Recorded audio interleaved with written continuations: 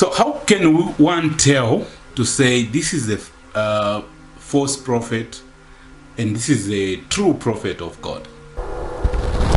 Okay, we need to follow the Bible. We need to follow the Bible.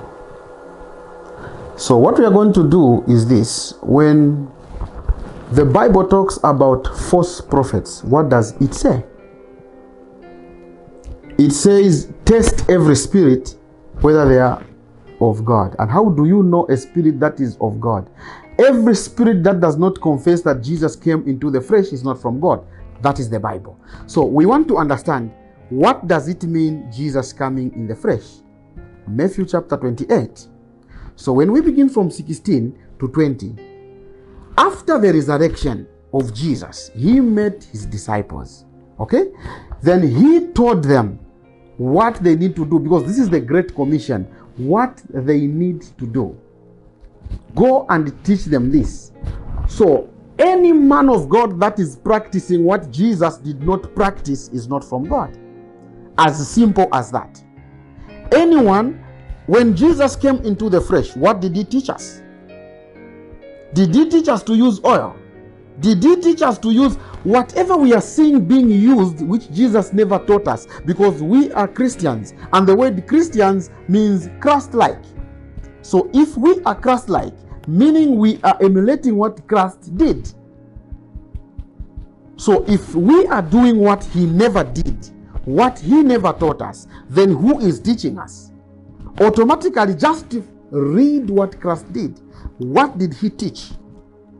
From there, it will be very easy for you to know. If this man comes and does this, and Christ said this, he is not from God. As simple as that. Meaning that anyone who is talking about other things, other gospel, other God. This is why this time around, when you look at these false prophets, they've got self-praise. It's about them and their God. The grace that I carry. There's this boasting kind of a thing, which will tell you that these are not from God. So let's just follow what the Bible says. If the Bible does not support it, then why are we doing it? If Jesus never did it, then we are not supposed to do it. Whoever is doing it is not coming from Jesus. When you are genuinely standing with God, there is no false prophet that can manipulate you. As you stand with God, you are representing God. You are with him. So a prophet who has the devil can never come and manipulate. I've proven this. Because even as I was in the occult, there are people that I couldn't manipulate. I couldn't even see their life. Why? Because there is a force in them. There is Christ in them. Automatically, the Bible says light and darkness cannot mix. So one simple thing that I'll tell you. The Bible says my sheep knows my voice. And the voice of the enemy, they will never follow it because they do not understand it.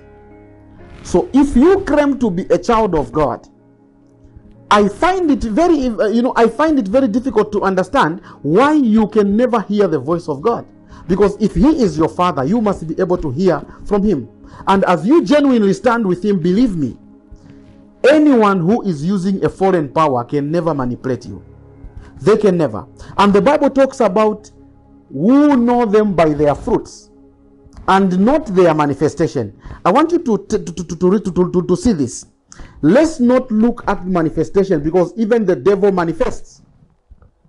So we are looking at the fruits.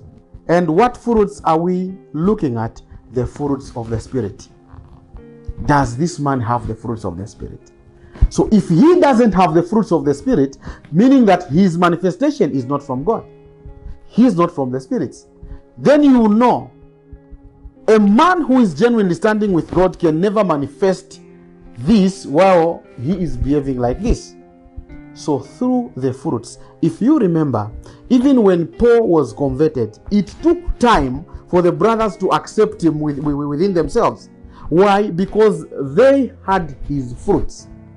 They were looking to him according to the fruits which they knew him. This guy is a murderer. There's no way he can come and confess this to us. They were looking at the fruits. Not until now God had to come and vindicate Paul, so that now he explained his encounter with Christ.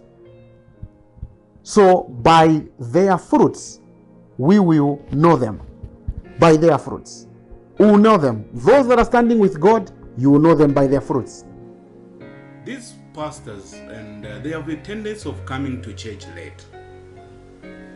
Are there some sacrifices or some rituals they have to do before coming to church that keeps them, you find that the service will start maybe 9 hours and you come around 14 hours, or you come late. Even if it's a midnight thing, you won't be there at 18 hours. No. You come late. Always there is a delay on their side. There will be worship. They say it's worship and everything. Are there rituals that they have to perform before they come to church in order for them to perform these miracles, in order for them to perform these healings, in order for them to perform these prophecies? Yes, there are altars. As a false prophet, you must have an altar in your room or somewhere where you need to go and submit, so that you can get instructions. Because the way it is, you need to know your service.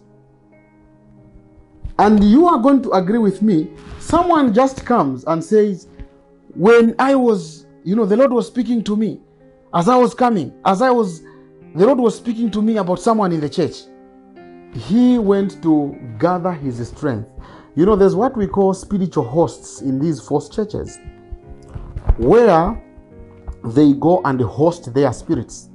And mostly this is in women. These are hosted in women, where now a man of God needs first of all to sleep with a woman before ascending the pulpit, so that he can collect the spirits which he has deposited in the host. So literally, these are spiritual banks. A host is more like a spiritual bank. And in these churches, this is why you are going to find a lot of sexual scandals, because there is this spirit of lust. There's this spirit which is roaming in church. So as he goes back to the host, he is collecting the spirit which he's going to use in his service. So he needs to come late. He's going to ascend late so that he can charge himself. He can make himself ready for service, ready to operate. And when he comes, he's not going to talk about the Bible. He is going to make few declarations, then he goes into business. He does not have time to pray. No, he will just go to perform whatever he has followed there, because the spirits that he has come with are only specialized for that part. He's not there for God. No, he never came to worship God or to intercede for anyone. No, he only comes to ascend is a show. This is more like a show which he is making with the demons, because whatever they are doing is entertainment which they are doing with the spirits. So when he comes, he needs to come charged.